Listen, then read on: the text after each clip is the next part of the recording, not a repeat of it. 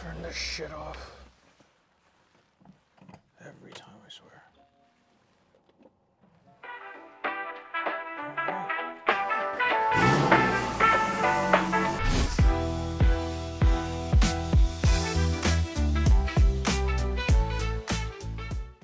Good morning, boys and girls. I'm back with you again with another episode of my Cayman GT4 build series. It's an absolutely beautiful morning here in Dubai. Anyways, I'm here today making a video, or a continuation video of my build series on my 981 Porsche GT4. Let me just put this in sixth first. The exhaust is in quiet mode. Episode 1 focused on what I felt were the top essential interior and exterior modifications to this car. Things that in my experience of playing around with this car, I felt were absolutely necessary. I hope you guys found that video helpful. If you're on the way to picking up a GT4, any generation really, some of those things will make your experience even better. This episode is about what I feel are your top 5 or top 4, I'm not sure, but we'll get there, essential performance modifications. Guys, at the end of the day, there's a couple of things that you just need to come to terms with if you own a GT4. It doesn't have that bespoke GT power plant, you know, like the GT3. So in some ways, it's never gonna be as special as a highly strung 9,000 RPM, you know, Porsche GT3 engine that's just screaming its way to red line. It's never going to be that. And the closer and the faster you realize that and come to terms with it, the better your ownership experience is going to be with this car. So there's lots of information online about doing this plenum and adding this bigger throttle body and this and that.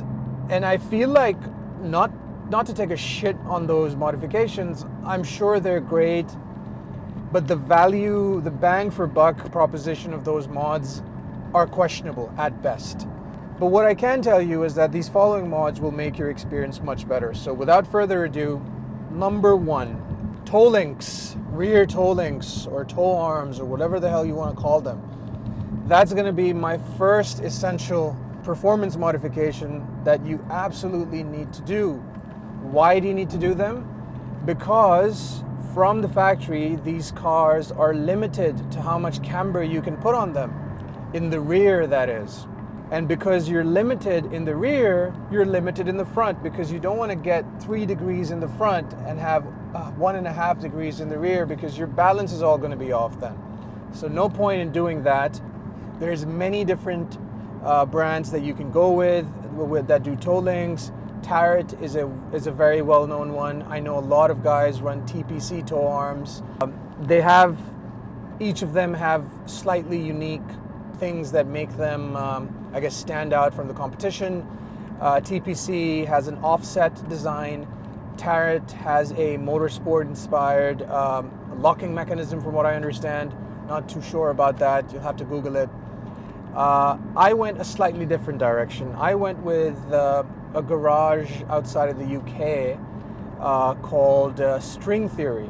From everything that I've read online, these guys know what they're doing. They do have a bunch of solutions for the GT4 platform, and they also do some fun stuff for Supras and GR Yaris's. So great ratings online, no affiliation with them, but I was looking for something that, let's just say, was a bit cost effective, especially because a lot of things, by the time they're shipped to my neck of the woods, they're way more expensive than what it would cost in the US. You know, we're talking sometimes double the price due to customs and everything. It's been an absolutely great piece. No issues with the String Theory toe links. I believe they are a Porsche motorsport inspired design. Yeah, they work a charm. And that brings me to the second essential mod, which is a proper track alignment. You could do a proper corner balancing track alignment as well. I haven't done that, but you absolutely need to run some more camber on these cars, even if you're not going to the track. The factory settings on these cars do leave a lot to be desired from what I feel. I am running approximately 2.8 degrees of negative camber up front and about 2.5 degrees of negative camber in the rear. I was able to achieve those settings because of the toe links and adding shims in the front. It has made a world of difference in my driving experience with these cars. The car just feels a lot sharper, turn-in is better, and the most important thing, especially if you're going to the track, is your tire wear is much, much better. On stock alignment, your outer shoulders of your front tires are going to get absolutely shredded. A pair of Cup 2s will last you 2 to 3 track days, and they're expensive tires. 2 to 3 track days and your front tires are absolutely done. Number 3, I'm going to just downshift a bit as we do that and maybe turn the loud button on.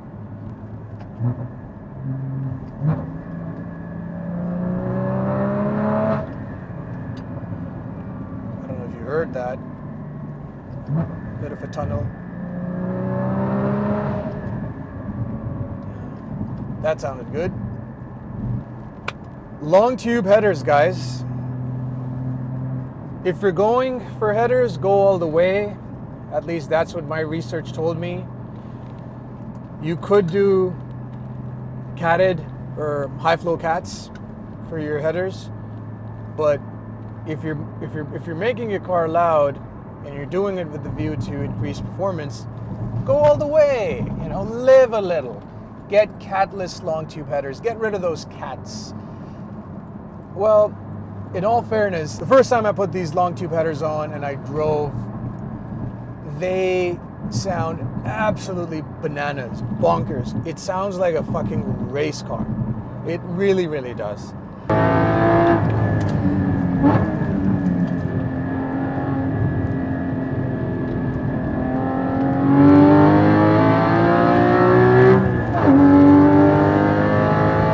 bit slower this lap. It's okay, it's okay. That's totally fine, that's totally fine, motherfucker!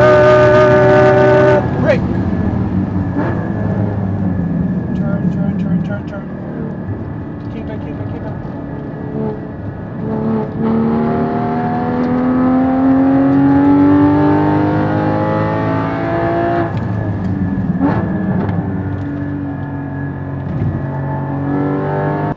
I was a bit concerned at first because we've got some pretty strict noise regulations here. But the thing is, guys, in quiet mode, it's barely any louder than stock. Definitely not louder than stock inside the vehicle, and outside, if you're passing by, if you're being reasonable, as you should be when you're in the city, it's very, very manageable. It's not obnoxious at all. You'll barely get a second glance from folks that are on the sidewalk or following you. No issues at all. As soon as you go above 4,000 RPM, which is when your valves will automatically open up, even if you're on quiet mode, all hell breaks loose. They sound glorious. It's absolutely mental the way this car sounds. I have heard it from the outside. It's loud, but it sounds absolutely amazing.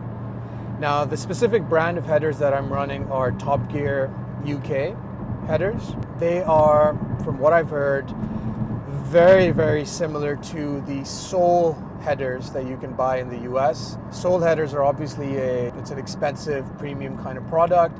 The Top Gear headers are about half the cost. I've never seen Soul headers up close, so there's no way for me to confirm this, so take it for what it's worth. But from what I've read online, it seems like there's quite a few similarities, almost a bit too similar, if you know what I mean. Let's just say that from a design perspective, they're very similar to Soul headers. So a lot of the performance benefits that I've experienced will apply if you have Soul competition headers, or any headers for that matter. I have a friend who runs catless headers from Dundon. His car sounds very similar to mine, seems to make very similar power. So headers are headers. You go for the best deal you can. I picked mine up used, so I got a fantastic deal on them that I couldn't pass on. And They have made some real world performance gains for me. How much? Well, I measured my 100 to 200 bone stock at 11.5 seconds approximately. That's me shifting twice without going absolutely apeshit on my transmission or my clutch. It's shifting as fast as I thought was reasonable without breaking my car. I had consistent repeat runs of about 11.5 to 11.6 seconds. Mind you, I live in the UAE. It's a hot country. Our fuel is not always the best. So generally 60 to 130 times, 100 to 200 in this part of the world are never as good as what you see in the US or in Europe. That's been the consensus generally. 11.5 is a good starting point. It's not blazing fast. It's certainly not the fastest car I've ever had, but it's fun. It is what it is. This is not a straight line car. With headers, I went to consistent, repeatable runs of about 10.7 seconds. So that's about 0.8 seconds faster, with the only difference being headers. Same kind of time of day, same fuel level, similar weight, similar temperatures. That's very, very, very impressive. You're getting close to a second worth of difference from catless long tube headers. You could feel it from the seat of your pants, but because the power delivery in this car is so linear anyway, it's not going to feel much faster, but the numbers don't lie. And that's why I'm calling it an essential performance mod, because these are very, very tangible performance differences. That brings me to the third essential performance mod, which is a good tune to take advantage of the catless long tube headers. I went with the guys at FVD. FVD, for those of you who don't know, it's a German company. They've been in the market for a very long time. They work a lot with Porsche. I went with them because they're German and they're a bit conservative when it comes to performance tuning. I don't want any crazy kind of tuning done on this car. It is a Porsche, it's expensive, I don't want to fuck it up, right? I wanted to go with something tried and true, and something that's not getting me that extra 1 horsepower and sacrificing reliability on the way. So with that being said, the FVD tune came in.